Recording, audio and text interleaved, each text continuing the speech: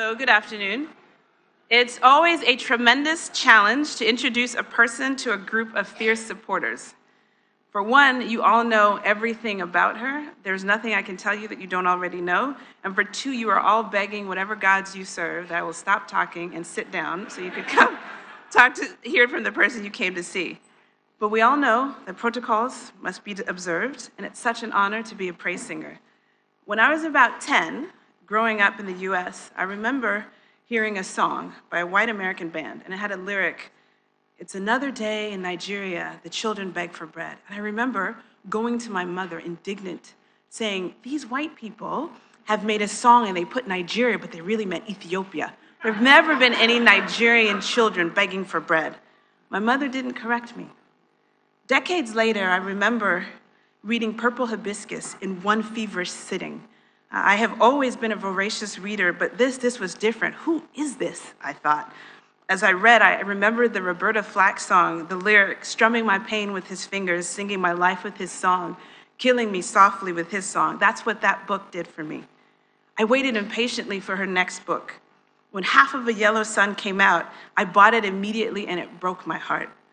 By then, I'd learned a little bit more about those children begging for bread. Those children were my people.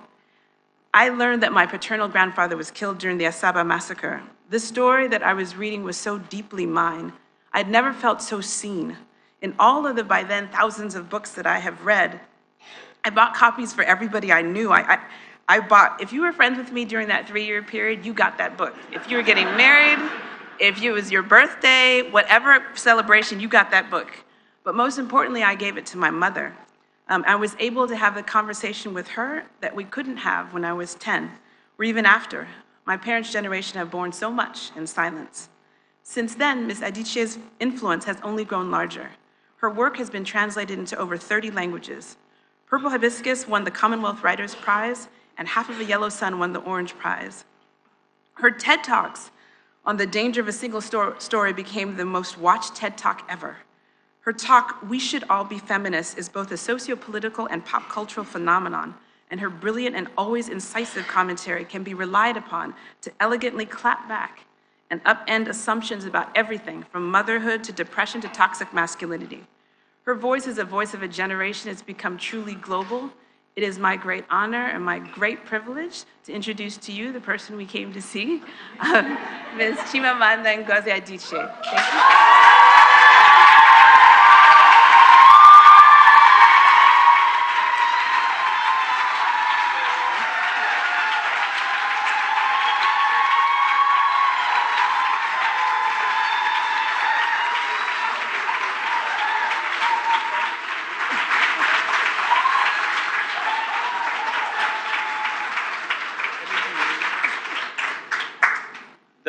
Dalunu Rinne. Thank you.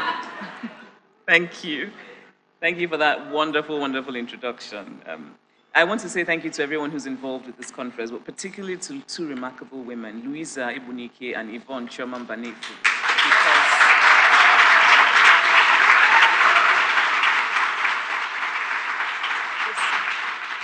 Just that you both, and I know it hasn't been easy, just that you both continue to do this year after year is truly remarkable. And you prove what we know, that Igbo women are the bomb, yo.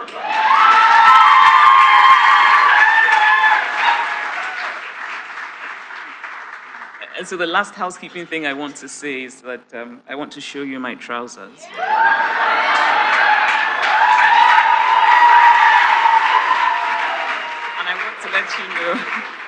And I want to let you know that it is made from akwete.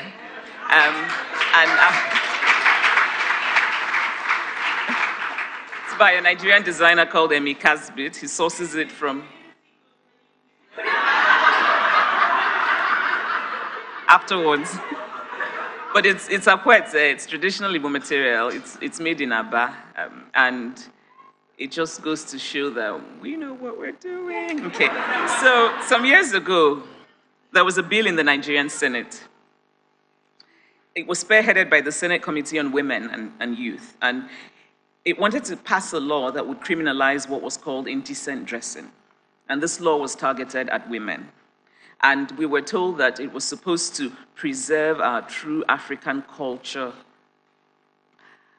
We were also told that immorality had become widespread because women have become westernized and were no longer behaving as women did before colonization. There were pictures in newspapers of women who were dressed indecently, and they were wearing short skirts, low-cut tops that showed a bit of cleavage. So I went looking for pictures of women before colonization.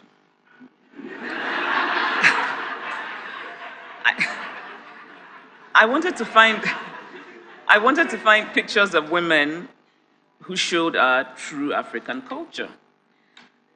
And so when I found them, I realized that these women were wearing skirts that were not just mini, they were micro mini, and their breasts were bare.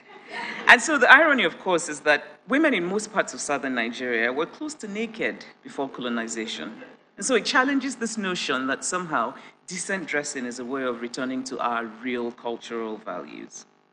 I've often been told by both men and women that what I stand for is not real African culture, which is to say that I have often been told different versions of, in the name of culture, shut up. Many other African women have experienced in some way or the other this invocation of culture as a silencing tool. And often the things that women are told are not our culture are things that benefit women, that make them happy, that make them feel fully like themselves. And so culture,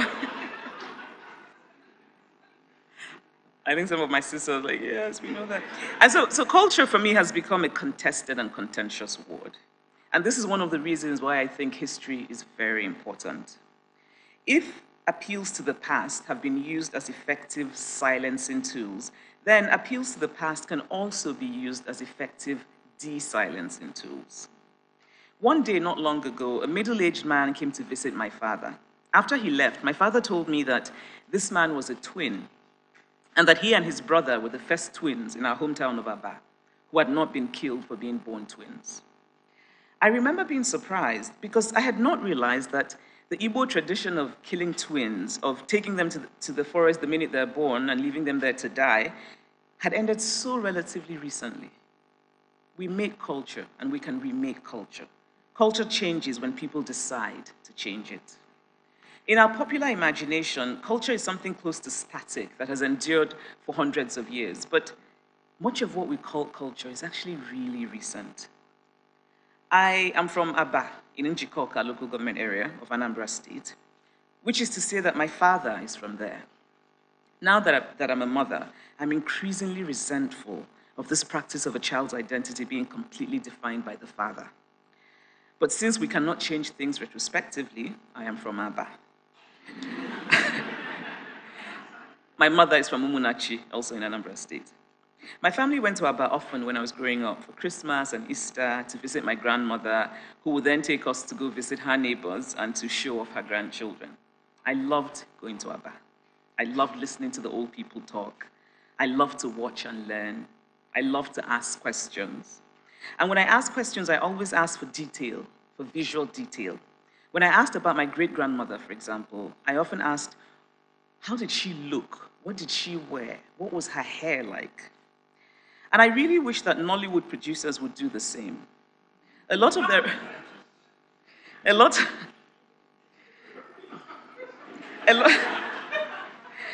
their representations of Igbo culture is not only spectacularly inaccurate, but really close to comical.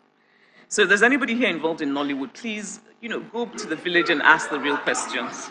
Or even just look at archives and see pictures of what people were like before. I mean, there's just no need for Imagumada Dekamon.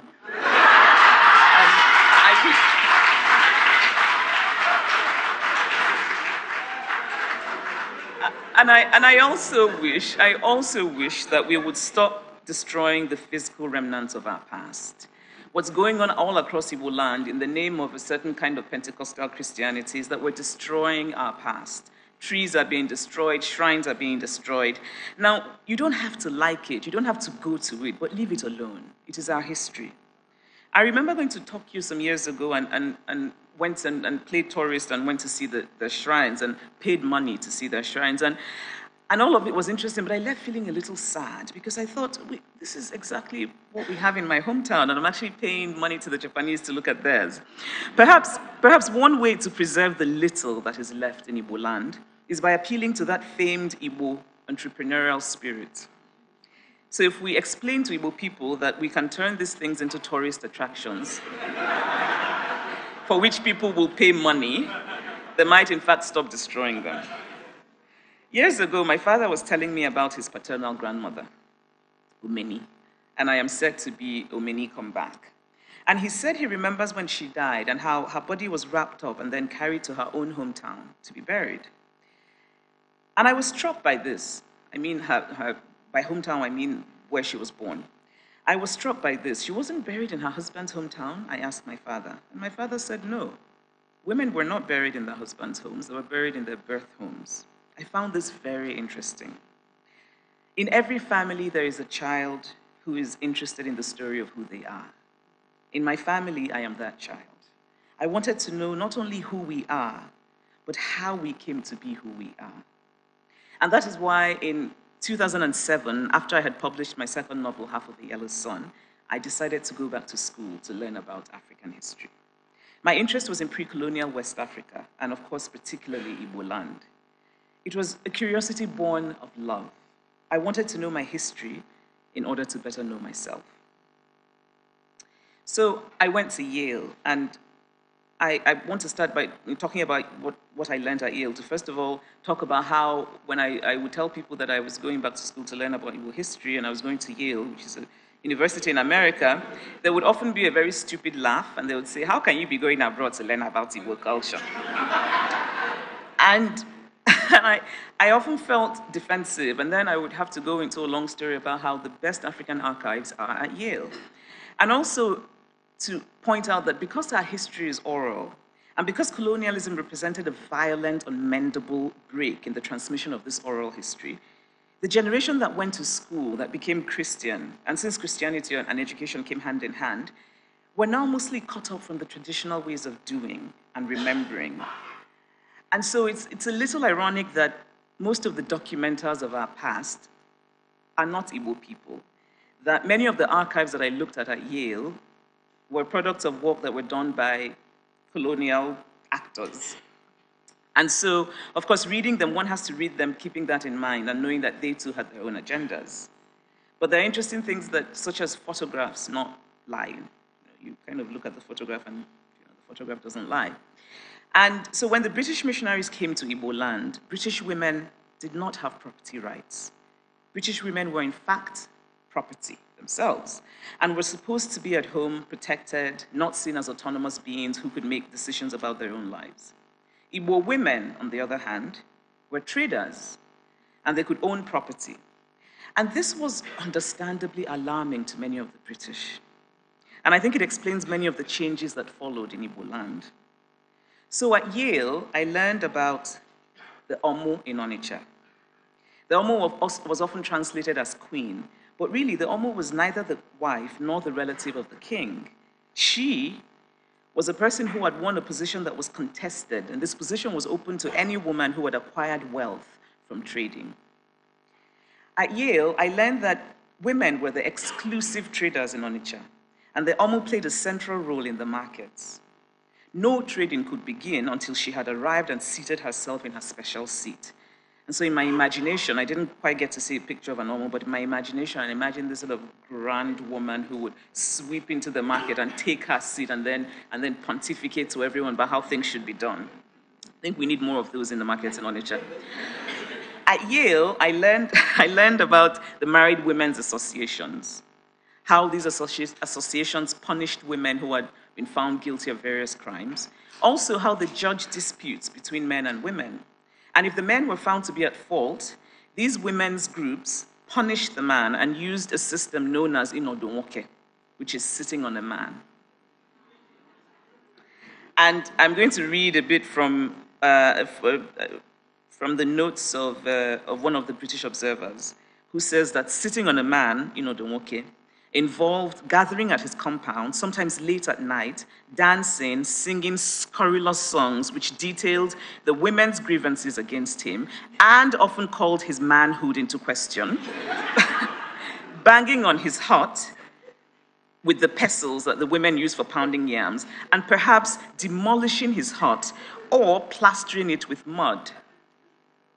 The men are like, what? This is the objective recording of an Englishman.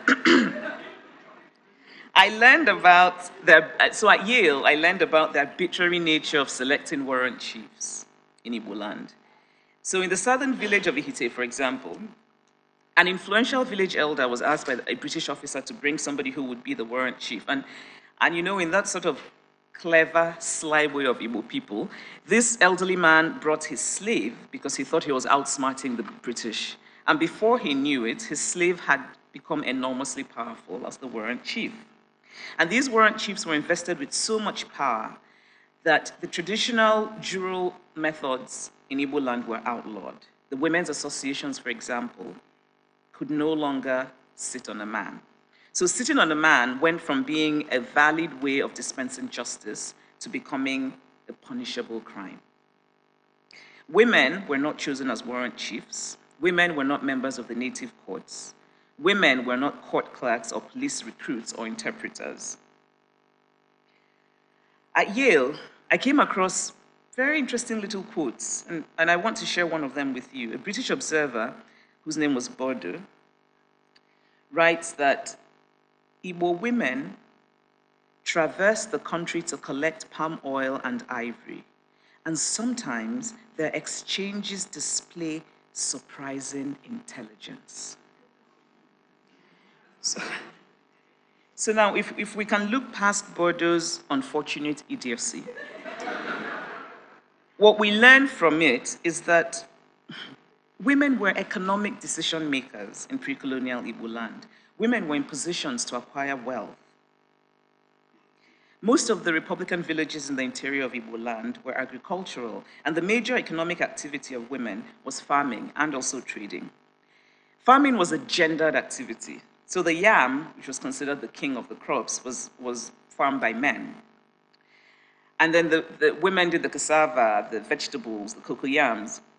And so while the symbolic importance of women's crops was not higher than that of men, the practical importance was. Because women grew much of what was actually eaten. And so that gave them power to decide who got to eat and who didn't. At Yale, I learned that there were many beautiful myths about Igbo origins. But one of them, which is associated with the town of Nobi, the Igbo myth was that it associated hard work with the female gender, and that praise of women depended on their industriousness and their economic achievements. At Yale, I learned that the colonial government's native authority declared that women could not own or inherit land according to native custom. And this is native custom that was in fact invented by the British, because we all know that actually before the British came, women could own property. And I think that this decision was clearly influenced by that 19th century European ideas of citizenship, in which a citizen was a property-owning man. And so as a result, land registration in Igbo land in colonial times could only be done in the name of men. So you had wealthy women who then registered their lands under the names of their sons or husbands. And these sons and husbands then gained the titles to those lands. And we all know, I think, that many of the stories did not end up well. At Yale, I learned about Idibwe marriage, in which a woman would choose to have children with a man, and the children would be counted as part of her family rather than part of his. This situation benefited the woman because children, much valued in society, would belong to her kin group. Idibwe marriages were very common and were not perceived as outside the norm, but rather as an equal alternative that a woman had. At Yale, I learned about woman-woman marriage, in which a woman would become male and marry wives. These wives would take lovers and give birth to children who would be part of the woman husband's kin group. And sometimes when I brought this up with mostly Igbo men, the first response is, but they were not gay. But how do we know? We know that it was a woman-woman marriage. They lived in the same hut. How do we know? We know that human love and human connection happens despite gender. So how do we know? But what we do know is that women in Igbo land married women. At Yale, I learned about Igbo Rira, which is a swift divorce in which a woman simply left her father's home and her husband's home and went to a new man's home. And I learned about Ijeure, where a girl who was betrothed would often visit her husband-to-be and his family. And the understanding was that things happened when she visited him. And I also learned at Yale that all of these things were banned because the colonial government considered them immoral.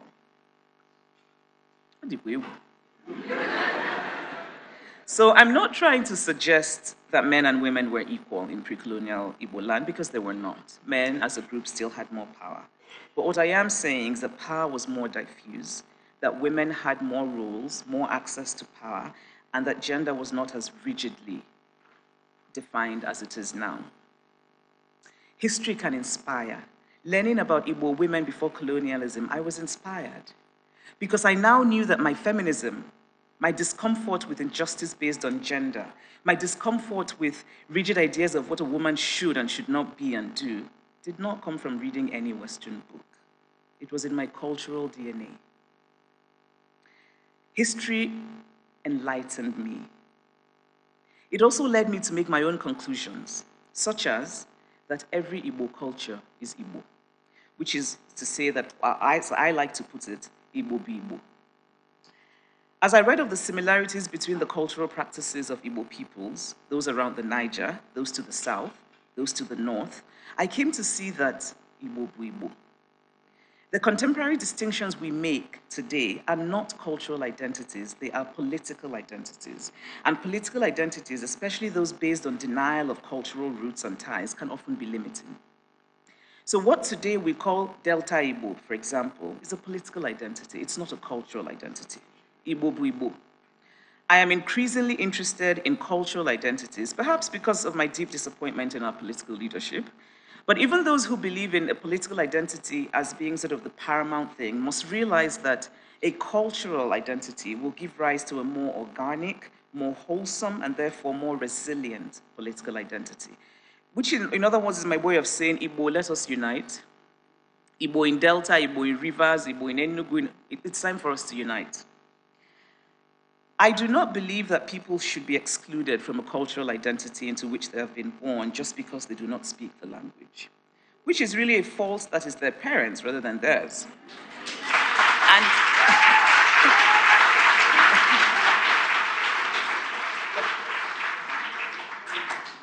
But I do believe that language matters. When I had my daughter, I made the conscious decision to speak only Igbo to her. She's now 2.5, and she speaks Igbo. I also love the English language, and sometimes I miss not speaking it to her at this young age. But I know that she's growing up in a world that is not steeped in Igbo. And even when we're back in Nigeria, her relatives in Nigeria don't speak Igbo. I must speak English. And I know that she will learn English and that I can speak both languages to her when she is older. But what I'm always struck by is the surprise that people show, Igbo people in particular, sometimes shock when they realize that my child speaks Igbo. Why? I grew up speaking both languages quite easily. There are Igbo parents who, when asked why they don't speak Igbo to their children, they say, oh, it will confuse them. And then they go on promptly to sign up their children for French lessons. So it is not a question of a second language confusing a child. It is not a question of whether a child can learn to speak Igbo. It is a question of how much value we give our language, and by extension, our history, our culture, our identity. When did our language become something to be ashamed of? Some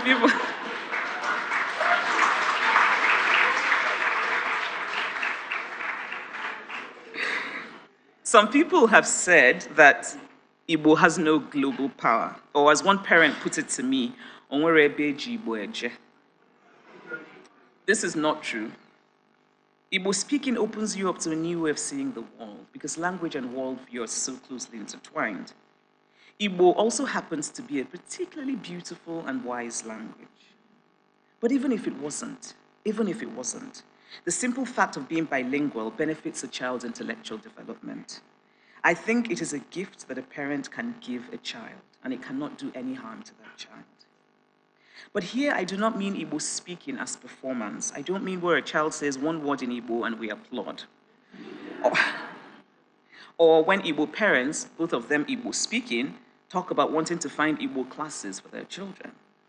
Why don't you just speak Igbo to them in everyday conversation? Why don't we normalize it? Why don't we make it ordinary? Language matters because language is the conduit to culture. All over Igbo land, the practice of speaking Igbo is in decline, even in the villages.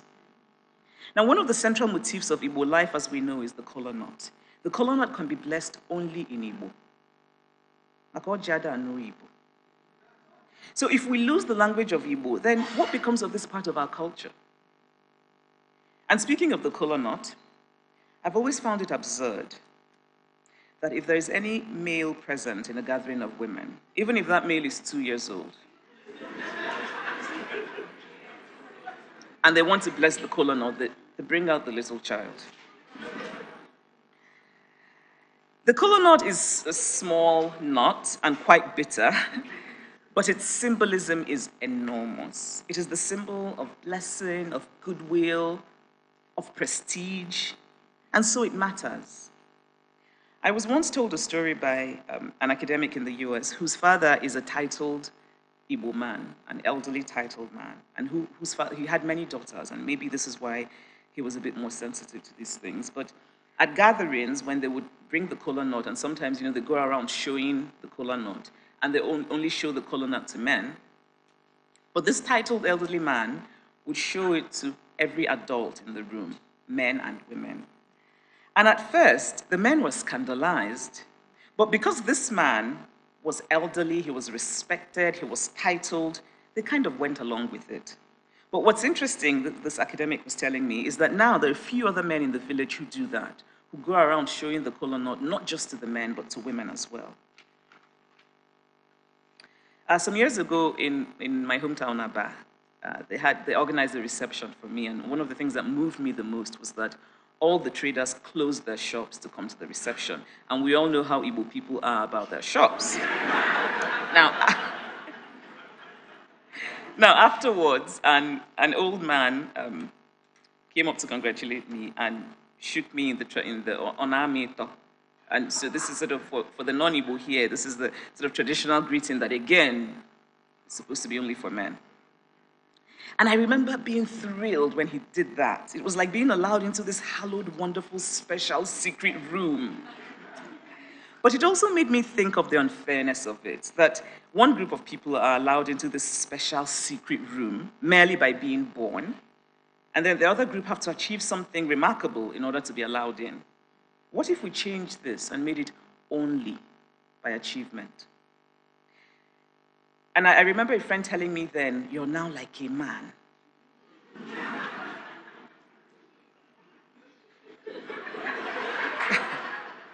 Now, this friend, and this friend did not understand why I did not want to be considered like a man. Well, for one, because I was not more like a man, but also because I was a woman and I had achieved something and I still remained a woman. The point was that maleness should not be aspirational. It was not a compliment to me to be told that I was now like a man. And my friend did not understand either why it was not, for me, about me being allowed in as an exception, but about women as a group not being excluded. But in the end, to know where you come from, to know how you came to be from where you come from, is truly a great gift. Some people don't have it. We're fortunate to have it, and I think we need to appreciate it more. History is storytelling. All history is storytelling. The history we learn in school about the English kings, for example, is all storytelling. Actually, in the case of the English kings, I think it's 3/4 myth and 1/4 fact. But even for histories that are documented, that are not primarily oral, like ours, there are always gaps. And it is people who fill in those gaps, who through storytelling create history. We, Igbo people, need to create and recreate our history. This time, not in the service of colonialism, but in the service of our dignity. Thank you.